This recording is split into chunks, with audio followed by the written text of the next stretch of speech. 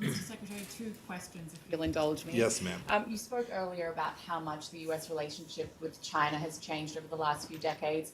I'm wondering if you consider India an increasingly important trade and military partner, and if those conversations are happening at a high level. And secondly, I would like to know if there's been any development in the negotiations with European officials on the travel ban, and as our cases continue to spike, if it's possible that the region will remain off limits to US travelers for the rest of the year. Yeah, I'll leave to the White House task force the details. But yeah, we've been working with Europeans. Everyone's trying to get it right. Everybody's trying to do the analysis. We know this. We know there's a way to safely travel, to make sure people come here. We don't create risk for them when Americans travel to their country, and they don't create increased risk when they travel here. We know there's a way to achieve that, and we're going to do it. We're going to do it as quickly as possible. Your first question was about India. And you started with the predicate of our relationship with China has changed.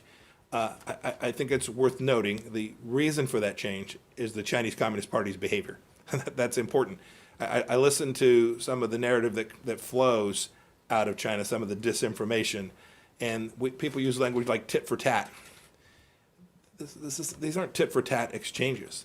This is America standing up for its own people, and the world now coming to understand the threat that the Chinese Communist Party. So to the extent there's been a change in relationship, it is a direct result of the behavior of the Chinese Communist Party. And so when that stops, we'll do that.